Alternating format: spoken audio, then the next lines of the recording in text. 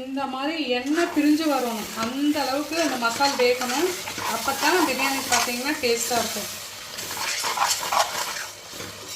பார்த்தா டேஸ்ட்டாக இருக்கணும், சாப்பிட்டா டேஸ்ட்டாக இருக்கணும். ரெண்டுமே கண்ணுக்கு விருந்து, வயிற்றுக்கு விருந்து.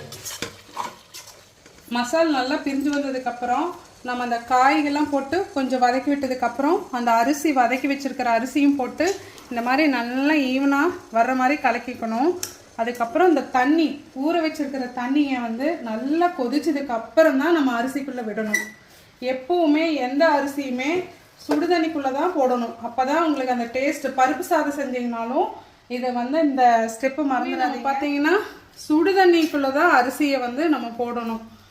அதனால் நல்லா மசாலா அரிசி கலக்கி வச்சிட்டோம்.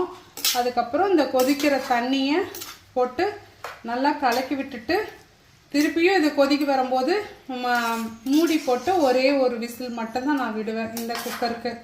அதுக்கப்புறம் சூப்பரான பிரியாணி ரெடி.